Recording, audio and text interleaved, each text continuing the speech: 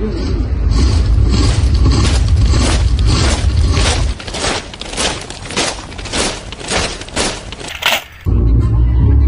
with these salutes, Officer James. మీరు వెళ్ళిన పని ఏమైంది? ఆ సీతారామరాజుని పట్టుకున్నారా లేదా? లేదు మై లార్డ్. ఆ సీత దిస్ ఇస్ నాన్సెన్స్. ఆ మన్యం విప్లవకారుల దగ్గర నుంచి ఇన్ఫర్మేషన్ ఎలా రాబట్టాలో తెలియదా మీకు? Plug their nails and stuff into their eyeballs. Information ఎలా రాదో నేను చూస్తా. అన్ని ప్రయత్నించాం మై లార్డ్. వాళ్ళ గాయాల మీద కారం జల్లాం, ఒంట్లోకి శూలాలను దూర్చాం, వాళ్ళ వేళ్లు కూడా కత్తిరించాం. ఎంత హింసిస్తున్నా మన్య ప్రజలు నోరు మెదపట్లేదు మై లార్డ్. ఆ మన్య ప్రజలకి చావంటే భయం లేదు. మొన్న జరిగిన దాడిలో కూడా మన బ్యాచ్మెన్ సోల్జర్స్ చాలా మంది చనిపోయారు. We need more reinforcements, sir. Excuses, James. These are just excuses. You had one single job to do. వాడు తప్పించుకుంటూనే ఉంటాడు, మీరు చేతులు ముడుచుకుంటూనే ఉంటారు. My lord, this is happening due to the lack of coordination between the civil and military authority. మేము ఎలాగైనా రామరాజుని పట్టుకుంటాం. We'll catch him and we'll kill him. No. Officer James, we don't kill him. అతను ప్రజల కోసం, అతని దేశం కోసం fight చేస్తున్నాడు. We don't kill him. First అతని డిమాండ్స్ ఏంటో తెలుసుకుందాం. Catch him and get him to me. Then sir, I have a plan. Let's call Ramaraju for a casual talk. James, we do not even know where he is. My lord, ఆ సీతారామరాజు అనుచరుడు ఒకడు ఇంకా మన చెరసాలలోనే బందీగా ఉన్నాడు. మనం అతన్ని పంపించి రామరాజుని సంధికి రమ్మందాం. Get him. Soldiers, get that scoundrel here.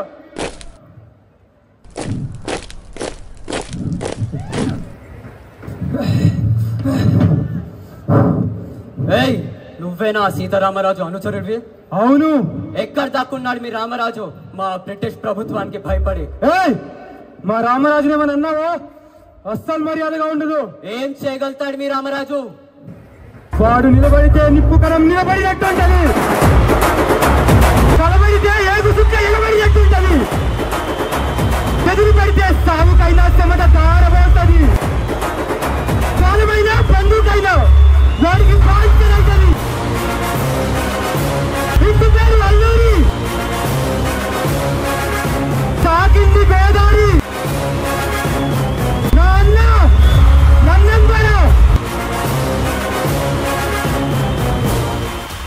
Alluri Sitaramaraju.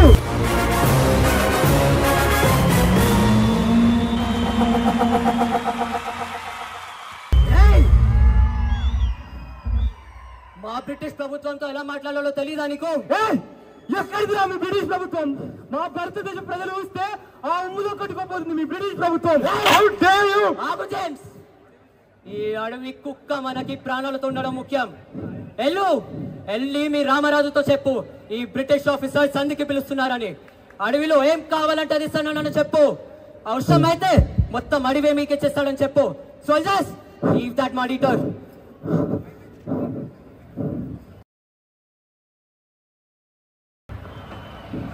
ఈ తెల్లవాళ్ళ దౌర్జన్యాలు రోజు రోజుకి పెరిగిపోతున్నాయి. మన సూరయ్యని, వెంకటయ్యని కూడా చంపేశారు. ఇంకా మన వాళ్ళ దగ్గరనే బందీ అయి చిత్రహింసలు అనుభవిస్తున్నారు. ఇది నేను తట్టుకోలేను. ఇప్పుడే వెళ్ళి వాళ్ళని చంపి మన వాళ్ళని తీసుకొస్తాను. ఆవేశం వద్దు వీరయ్యా, దానికన్నా ఆలోచన ముఖ్యం. మన వాళ్ళు ఎలా విడిపించుకోవాలో అనేది మనందరం ఆలోచించి ముందుకు సాగాలి. ఆలోచించుకుంటూ కూర్చుంటే ఆ తెల్లవాళ్ళు మన వాళ్ళని చంపేశారు.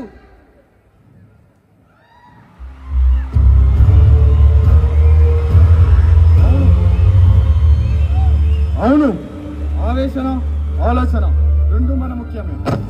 ఓపిలి వెంటనే వెళ్ళి ప్రజలందరినీ సమావేశపరిచి మన నాయకుడు అందరినీ పిలుస్తున్నాడు. అందరు రండి, రావాలి.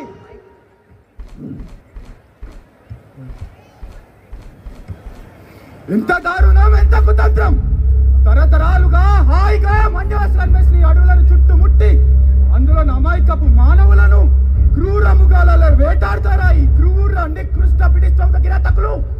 తమ కండలతో బండలు సైతం బద్దలు కొట్టి ఎండకు నడినట్టి కరుతున్నా, నిప్పు లాంటి రాళ్ళకు పాదాలు పగులుతున్నా కొండపై కూలి చేసే అమాయకులపై ఇంతటి అత్యాచారమా? చెట్లకు మంచులు కట్టి చర్మాలు తీస్తారా? మన్మస్థలలో కారం కట్టి హింసిస్తారా? అడవిని దేవతలు భావించే జాతిపై ఇంతటి రాక్షస హత్యాకాండ ఎవరిచ్చారు మనకి హక్కు? గట్టపై అడ్డు పెట్టి కట్టిన దౌర్జన్య దిగిన త్వరలను అంతం చేయకపోతే మన్యానికి బ్రతుకులేదు. అదే బానిస విముక్తి. ముక్తి, అదే స్వతంత్ర సశక్తి. బానిసల నిత్యం చచ్చే కన్నా వీరుడిలా పోరాడి చావడమే ముక్తి. ఈ సీతారామరాజు ఒకడే కాదు, ప్రతి మన్య వీరుడి కంఠంలో ప్రాణం ఉన్నంత వరకు ఆ తెల్ల వాళ్ళ గొంతు ఈ భరత ఖండంలో వినిపిస్తానికి వీలు లేదు. భరత మాతకి భరత మాతకి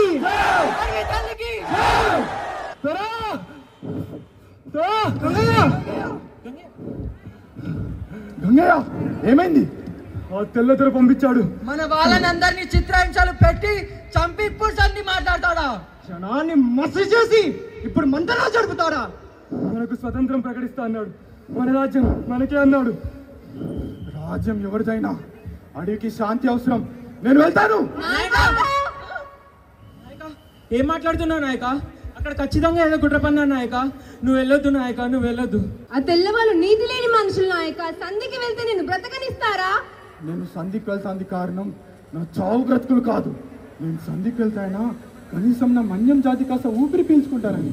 నా ఒక్కడి కారణంగా ఇంతమంది అల్లకల్లలం కావడం నేను చూడలేను. ఇన్ని బాధలు పడుతున్నా తమ నాయకుడిని అప్పగించకుండడానికి ఇన్ని అవస్థలు పడుతుంటే చూసి సహించమంటారా? చావుకు భయపడి ఊరుకోమంటారా?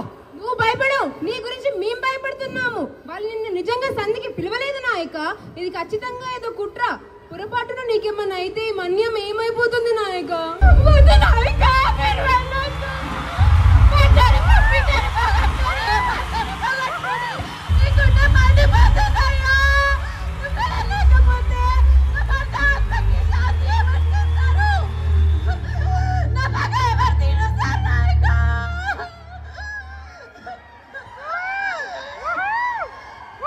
నీ పగ మాత్రమే కాదు చెల్లమ్మ, ఇక్కడున్న ప్రతి ఒక్క పగ తీర్చడానికి నేనున్నా లేకున్నా నాలాంటి నాయకులు ఎంతో మంది పుడతారు. మీరు వెళ్ళొద్దు, మీ ప్రాణాలకే ప్రమాదం నాయక. నిన్ను ఎలా అయినా వెళ్ళనివ్వం నాయక. ఈ నాయకుడిగా నేను ఆజ్ఞాపిస్తాను, నన్ను వదిలేయండి. ప్రజలారా, నా మంజ ప్రజలారా, ఇల్లినైనా ఎదుర్చి చెప్పగలం. నా మంజం జాతి, నా మంజం జాతి తలుచుకుంటే వాళ్ళకి ఏ గతి లేకుండా చేయగలరు. మాతృగడ్డ కోసం ఆత్మబలిదానం ఇచ్చిన బెంగాల్ బొబ్బులు, భారత మధ్యములు, పంజాబ్ సింహాలు, తెలుగు నీళ్ళ తరంగులు తలుపు రావాలి. అటు ఎటు ఎటు చూసిన మన వాళ్ళు కనపడాలి. ఆ తెల్ల వాళ్ళ కళ్ళు చెదిరిపోవాలి. నేనున్నా లేకున్నా జయం మాత్రం మీరే చవాలి. భరత మాతాకి నేను వెళ్తాను.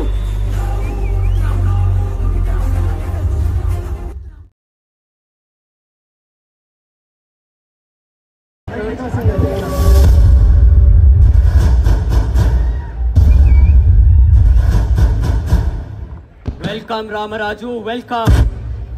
నా ప్రజలను రానాయించాలి పెట్టి వెల్కమ్ చెప్తారు ఉత్తర్ఫాడ్. మరి నీలాంటి దేశద్రోహులకు, బండిపోట్లకు ఇంతకన్నా ఘన స్వాగతం చేయాలా? నీకు రాజమర్యాద చేయాలా? నీలాంటి పిరికి పందుకు ఇదే గొప్ప వెల్కమ్ అనుకో రామరాజ్. ఏం కూర్చారు ఉదర్? దేశం కానీ దేశం వెళ్ళి దేశాలు కొల్లగొట్టే బందిపోట్లు మీరే. ధర్మ పన్నాలు చెప్పి నిలువు దోపిడి చేసే మూస కుంభాలు మీరే. నేనంటావా? కొడితే ఏం కుంభస్థలాన్ని కొట్టాలనుకునే తెలుగు జాతి బిడ్డని. Soldiers catcher.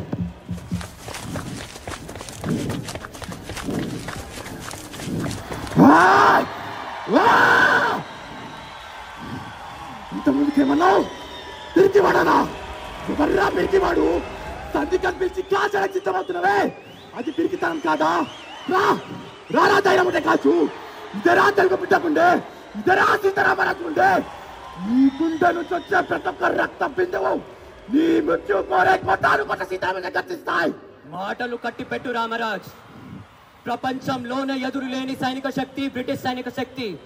దాన్ని నువ్వు ఎదురించలేవు. స్వతంత్రం కోసం చట్టబద్ధముగా ఆందోళన చేయము. ఏదొక రోజు మా ప్రభుత్వం మీకు స్వరాజ్యం ఇవ్వచ్చు. స్వరాజ్యం ఒకరిసే పుచ్చుకునే బిచ్చం కాదు ఉత్తర్ఫోడ్. పోరాడి గెలుచుకునే హక్కు, రక్త మాంసాలు ధరవసి రక్షించుకోవాల్సిన వరం. నేను కోరేది సంపన్నులు, మేధావులంటే స్వరాజ్యం కాదు, ప్రజలు స్వేచ్ఛ వాయు పీల్చే స్వరాజ్యం. ఎక్కడ భయం ఉండదో, ఎక్కడ ప్రతిపక్ష ఎత్తుకొని తిరుగుతాడో అలాంటి రాజ్యాన్ని నేను కోరుతున్నాను. కానీ చట్టం దాన్ని చెయ్యని ఎవరు ఉత్తర్ఫోడ్. రామరాజ్, నీవు చట్టానికి తల వంచకపోతే నీ ప్రాణాలు తీయవలసి వస్తుంది. నీ మంచి కోరి చెప్తున్నాను, ఆవేశం విడిచి ఆలోచించు. ఆవేశమా? ఎండకి ఎండుతూ వానకి తడుస్తూ రేయింపలు శ్రమించిన ఒక్క పూట అన్నానికి నూచుకొని నిర్భాగ్యులు నా ప్రజలు.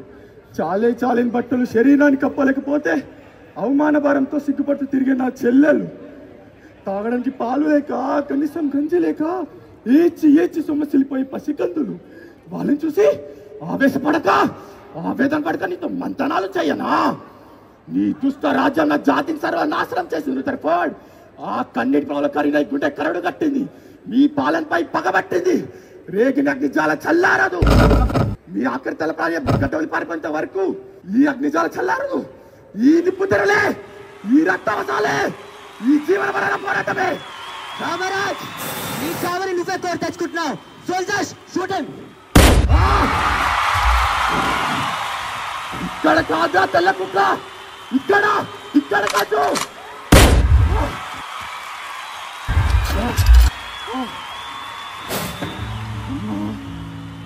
ఈ భూమి మీద మలిచే ప్రతి గడ్డి పూచ నుంచి, వెలిచే ప్రతి బిడ్డ నుండి నన్ను చూసి గర్విస్తారు. ఉత్తర్ఫోర్డ్, ఈ దేశాన్ని వదిలే రోజు తొందరలోనే ఉంది. మా భరతమాత, నేను ప్రారంభించిన కార్యాన్ని నా తమ్ములు నిర్వహిస్తారు. నీకు కల్పన నీలాజనతో నీకు దాస్య విముక్తి చేస్తారు. ఏదో రోజు నా దేశం స్వతంత్రం అవుతుంది. వందే వందే వందే మాతరం. ఒక వీరుడి రక్తం మట్టిలో కలిసింది, కానీ అతని గాథ గాలిలో జీవించింది. దోపిడికి వ్యతిరేకంగా అతను ఎగరవేసిన జెండా, అణచివేతకు వ్యతిరేకంగా అతను రగిలించిన జ్వాల వెన్నటికీ ఆరిపోలేదు. మన్యం కొండలు అతని ధైర్యాన్ని గుర్తించుకున్నాయి. మన గుండెలు అతని స్వప్నాన్ని భద్రపరుచుకున్నాయి. అతని అంతం ముగింపు కాలేదు, ఒక కొత్త ప్రారంభమై స్వతంత్రం కోసం పోరాడే ప్రతి పౌరుడికి ఒక నిత్య స్ఫూర్తి అయింది. అతని పేరు చరిత్ర మర్చిపోదు. మన్యం దొర అల్లూరి సీతారామరాజు.